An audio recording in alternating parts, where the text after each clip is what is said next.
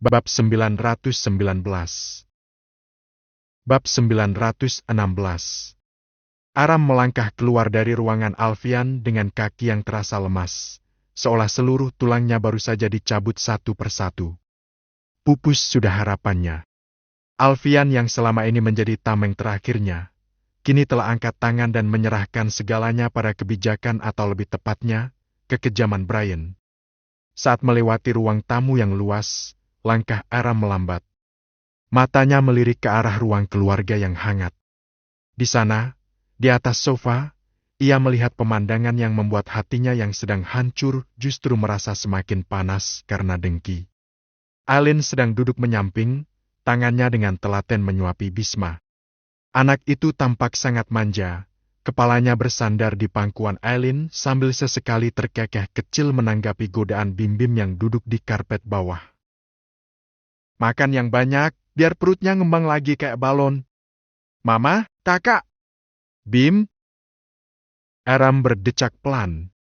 Bim-Bim, yang selama ini dikenal sebagai putra Alfian yang paling cuek, dingin, dan tidak mau ambil pusing dengan urusan orang lain, kini justru terlihat sangat berbeda. Ia tampak memegang sebuah mainan mobil-mobilan, memainkannya di depan wajah Bisma hanya untuk memancing tawa adiknya. Sesekali, Bim-Bim mengacak rambut Bisma dengan gemas, sebuah gestur sayang yang sangat tulus. Kenapa? Batin Aram berteriak. Ia benar-benar heran, bahkan di tengah kehancuran hidupnya pun, rasa tidak sukanya masih membumbung. Kenapa keluarga Alfian begitu memuliakan anak itu? Padahal Bisma hanyalah orang asing, anak yang diambil dari jalanan, yang tidak punya setetes pun hubungan darah dengan garis keturunan keluarga Darmawan. Bagi Aram, Bisma tetaplah noda, namun bagi keluarga ini, anak itu seolah-olah adalah permata yang paling berharga. Duh, jagoan kakak makannya banyak banget. Cepat sembuh ya, biar kakak Bim-Bim bisa ajak balapan lagi. Suara si sulung boy terdengar lembut sampai ke telinga Aram. Tapi kata mama nggak boleh balapan. Kan perginya diam-diam. Sahut Bim-Bim, yang langsung mendapat pelototan dari mama. Aram mendengus pelan dalam hati, lalu membuang muka. Ia merasa muak melihat pemandangan keluarga bahagia itu di saat suaminya sedang diambang kebangkrutkan.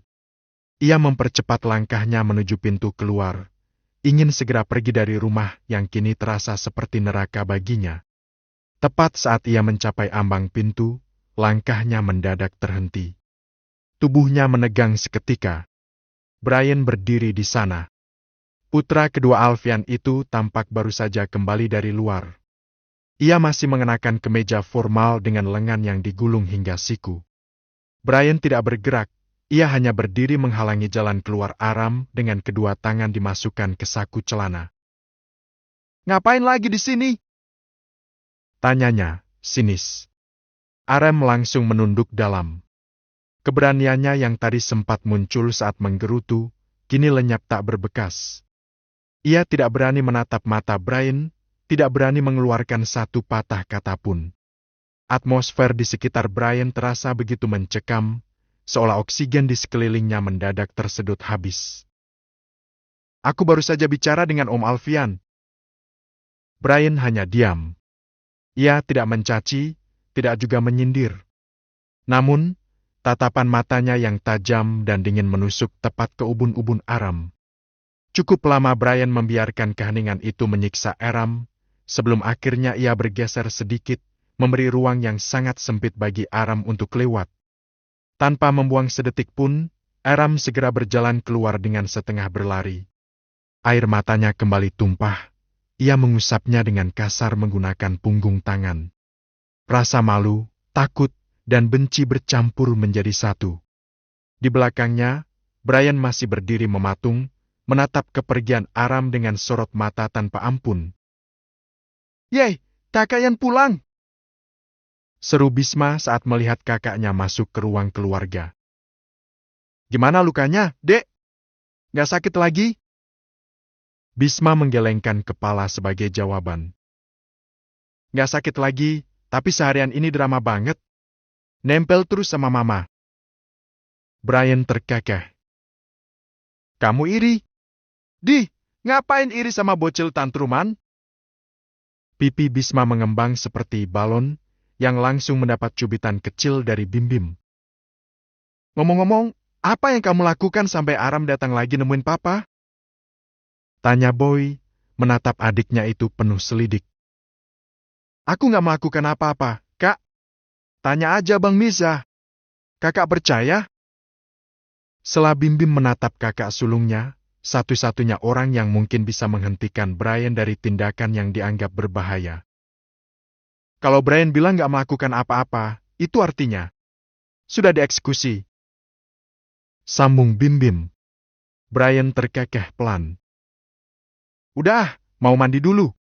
Gerah. Kakak dan papa terlalu lembut. Sedangkan orang seperti mereka memang harus dikasih efek jerah. Boy tidak mengeluarkan sepatah kata pun lagi. Brian melangkah menaiki tangga dengan sisa ketegangan yang masih mengumpul di pundaknya. Namun, begitu tangannya memutar kenop pintu kamar, pemandangan di dalamnya seketika meluluhkan bongkahan es di hatinya. Aisyah sedang duduk bersandar di tempat tidur, dikelilingi oleh tumpukan pakaian bayi berwarna pastel yang nampak sangat kecil dan lembut. Sinar lampu kamar yang hangat menerpa wajahnya, memberikan kesan tenang yang luar biasa. Brian tersenyum tipis. Inilah dunianya, tempat di mana segala kekacauan bisnis dan intrik keluarga tak lagi memiliki kuasa. Mendengar suara pintu, Aisyah mendungak. Senyumnya mengembang sempurna begitu melihat sosok suaminya. Ia merentangkan tangan, dan Brian tanpa ragu langsung menghambur ke dalam pelukan itu. Aisyah memeluk suaminya dengan erat, memberikan kehangatan yang terasa menembus hingga ke relung hati terdalam, meredam sisa-sisa amarah Brian pada Aram yang sempat mendidih tadi. Lagi ngapain, Bumil? Tanya Brian lembut, suaranya kini jauh lebih hangat, sangat kontras dengan suaranya saat bicara pada Aram tadi. Lagi beres-beres baju bayi, Mas. Coba lihat deh, kecil-kecil banget ya. Gemes. Jawab Aisyah sambil menunjukkan sebuah pasang kaos kaki mungil. Brian terkekeh pelan. Ia duduk di tepi ranjang, lalu mengusap perut Aisyah yang sudah sangat membuncit dengan penuh kasih. Tanggal kelahiran anak pertama mereka memang sudah ditentukan, dan rasa tidak sabar itu kian hari kian nyata. Tepat saat telapak tangan Brian menempel, ia merasakan sebuah gerakan lembut dari dalam. Sebuah tendangan kecil yang seolah menyapa kehadirannya. Dia gerak! Ujar Brian dengan mata berbinar. Sepertinya dia tahu papanya pulang. Aisyah mengusap rambut Brian dengan lembut. Mungkin dia tahu papanya lagi habis ngamuk. Brian terdiam sejenak, lalu mencium perut istrinya. Aku nggak mau anakku nanti ikut jadi korban mulut julid mereka. Aisyah tersenyum teduh. Tangannya mengusap rambut suaminya. Mas? Semalam aku mimpi nggak enak. Mimpi gimana? Aku mimpi kamu pergi, dan aku gendong anak-anak sambil ngejar kamu. Tapi kamunya nggak menoleh. Jangan-jangan kamu OVT karena sering scroll sosmed kayak Alia. Aisyah terkekeh. Tapi kemudian raut wajahnya langsung berubah. Mau dipeluk?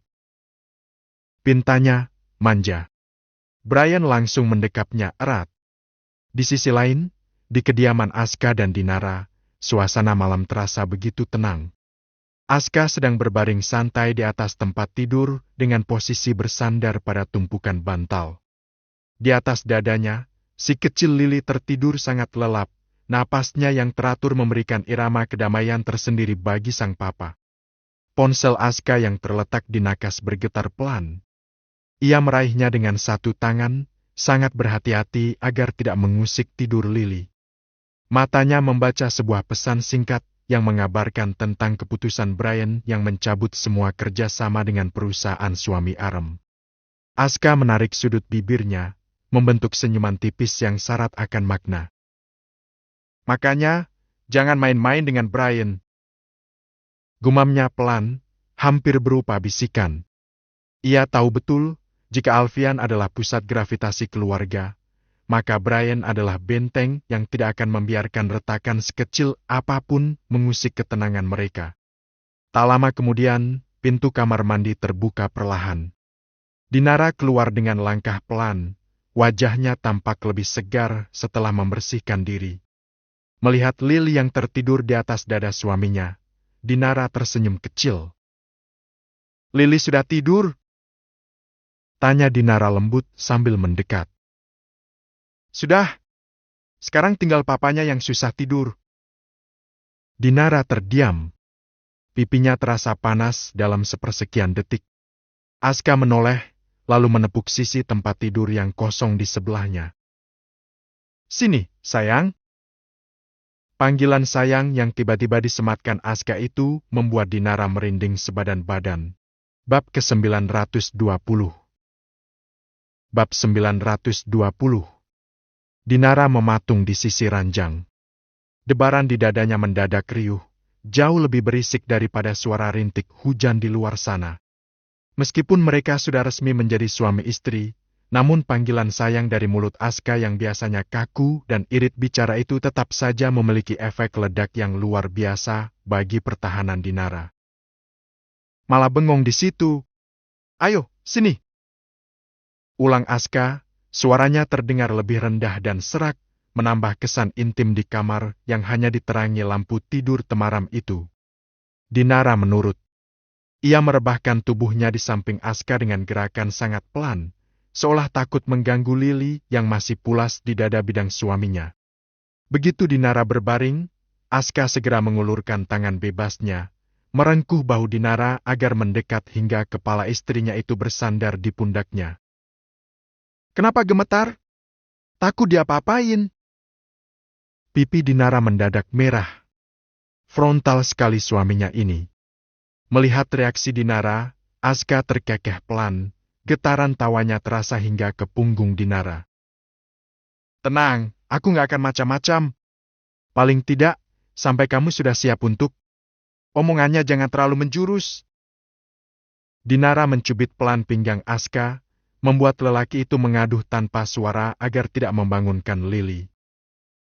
"Menjurus gimana?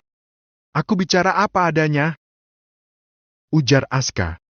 Dinara memilih mengalihkan pembicaraan ke hal lain. "Ngomong-ngomong, gimana dengan Arem? Aku rasa dia bakal bangkrut kurang dari 1 minggu. Brian sudah bergerak. Dia memutus semua akses bisnis untuk perusahaan suaminya Aram. Aku juga nggak menyangka dia bakal seagresif itu.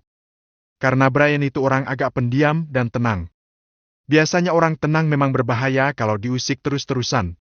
Mungkin Brian merasa ini cara satu-satunya supaya mereka nggak berani lagi. Tapi Mas, apa itu nggak terlalu kejam? Untuk orang yang menghina anak sekecil Bisma dan merusak mentalnya? Aku rasa Brian sudah cukup adil," jawab Aska tegas. "Di keluarga ini, siapapun yang menyentuh anak Papa Alfian harus siap berhadapan dengan badai. Dan Brian adalah badainya." Dinara terdiam, meresapi setiap kata suaminya. Ia merasa beruntung berada di lingkaran keluarga yang begitu protektif. "Mas? Makasih sudah jadi papa yang baik untuk Lily.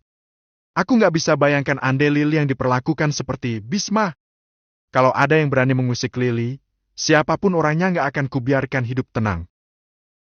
Aska menarik Dinara, membawa tubuh perempuan itu semakin menempel padanya. Sementara itu, Boy baru saja meletakkan laporan medisnya ketika Alia masuk ke ruang kerja pribadinya membawa nampan berisi minuman hangat. "Kakak, sudah dengar berita dari grup keluarga?" Alia meletakkan cangkir itu, Boy menariknya untuk duduk di pangkuannya. "Tentang apa anaknya Om Bro?" gurau Boy, sambil melingkarkan lengannya di pinggang ramping Alia. Mengecup pipinya pelan. "Tentang kasusnya Yasmin." Raut wajah Boy seketika berubah serius. "Aku belum buka." "Memang, ada apa?" "Katanya keluarga korban mau damai sama Om Jo. Tapi ngasih syarat sejumlah uang. Bukannya kasusnya masih dalam penyelidikan? Yasmin gak ditahan karena gak ada bukti yang memberatkan, bukan? Mungkin Mereka sadar kalau Yasmin gak bersalah, makanya minta damai dengan uang. Gak bener kalau gini. Terus, gimana? Ya gak gimana-gimana. Aku cuma lihat ada info itu. Yasmin pasti tertekan dan merasa bersalah. Ya, sekarang aja dia lebih banyak diam. Gak kayak dulu lagi. Untung masih ada Bim-Bim yang sering tenangin. Tenang aja. Gak ada masalah yang gak ada jalan keluarnya. Yasmin pasti bisa keluar dari masalah ini. Amin. Soal Aram gimana, Kak? Udah disetrum sama Brian. Aram itu kalau nggak dikasih pelajaran, bakal makin jadi. Tadi Mama cerita, semalam Bisma sampai mengigo takut dibuang ke panti. Ujar Alia dengan raut sedih. Boy mengusap punggung Alia dengan lembut. Dunia memang keras, sayang. Biarkan ini jadi pelajaran untuk dia. Alia mengangguk pelan. Sesi udah tidur, kan? Sudah. Yuk, ke kamar. Ada yang mau aku tunjukin. Apaan? Tanpa menunggu, Boy membawa Alia dengan menggendongnya. Alia sudah bisa menebak kemana ini akan berhenti. Suasana tenang di kediaman Erlan dan Bian seketika pecah oleh kegelisahan yang merayap di dalam kamar utama. Erlan, yang baru saja hendak mengajak Bian beristirahat, mematung di ambang pintu saat melihat istrinya duduk di tepi ranjang dengan posisi tubuh yang tidak nyaman. Cahaya lampu kamar yang temaram memperlihatkan wajah Bian yang pucat. Keningnya basah oleh keringat dingin, dan tangannya mencengkram erat pinggiran spray. Erlan langsung menghambur mendekat, rasa cemas seketika menghantam dadanya. Sayang, kamu kenapa? Ada yang sakit? Tanya Erlan sambil berlutut di depan istrinya, mencoba mencari jawaban dari mata Bian. Bian mengatur napasnya yang mulai pendek dan tersengal. Mas, perut aku agak kram. Rintihnya pelan, suaranya terdengar menahan perih yang luar biasa. Mendengar itu, jantung Erlan seolah berhenti berdetak sesaat. Ia langsung panik. Pikirannya melayang pada jadwal yang sudah mereka susun dengan dokter. Kram gimana? Rasanya sama seperti lahiran Alion. Loh, jadwal operasi kamu kan minggu depan. Aku juga bingung, Mas. Tapi, ini udah sakit banget. Sejak kapan sakitnya? Tadi pagi sih. Tapi aku pikir cuma kram biasa. Biasanya reda sendiri. Tapi ini kok jadi makin sering?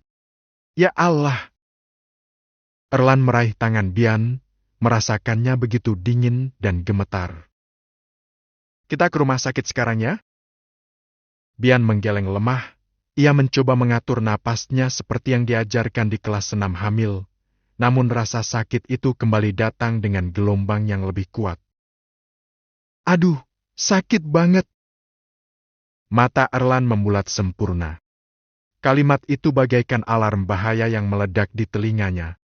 Jika rasanya sama seperti saat melahirkan Aoyeon, artinya ini bukan sekadar kram biasa. Ini adalah tanda-tanda persalinan yang datang lebih awal dari perkiraan. Jangan bilang kamu udah kontraksi. Suara Erlan bergetar hebat. Tanpa menunggu jawaban lebih lama, Erlan langsung berdiri dengan gerakan serabutan. Kepanikan menyelimuti seluruh akal sehatnya. Ia berlari keluar kamar secepat kilat, suaranya menggelegar memecah keheningan rumah di malam buta itu. Umi! Abi! Teriak Erlan sambil menuruni tangga dengan langkah cepat. Suara gaduh itu seketika membuat seisi rumah terbangun. Abi dan Umi keluar dari kamar dengan wajah bingung yang berubah menjadi kepanikan massal saat melihat raut wajah Erlan yang sudah kacau balau. Kenapa, Erlan? Tanya Umi sambil menyambar kerudung instannya. Bian kontraksi, Mi. Katanya sakitnya sama kayak waktu Ayon dulu. Ucap Erlan dengan napas memburu. Ketakutan akan terjadi sesuatu pada istri dan calon buah hatinya membuat lelaki tangguh itu mendadak tak berdaya. Loh, bukannya kalian baru ngatur jadwal operasi sama dokter? Iya, Umi. Tapi tiba-tiba Bian kram perut. Gimana ini? Tenang, jangan panikan. Ayo kita ke rumah sakit. Di atas sana, Di dalam kamar, Bian hanya bisa memejamkan mata, berjuang melawan rasa sakit yang mulai datang teratur, menandakan bahwa sang buah hati memang sudah tidak sabar untuk melihat dunia. Sementara itu, Boy masih belum selesai saat ponselnya berdering. Ia masih menikmati kebersamaan yang hangat dengan Alia. "Kak, ada yang nelpon." "Biar dulu, tanggung." "Ish, jawab dulu. Kalau teleponnya malam-malam begini, pasti telepon penting." Boy mendengkus di tengah cahaya temaram kamarnya. "Siapa lagi sih? Ganggu banget malam-malam."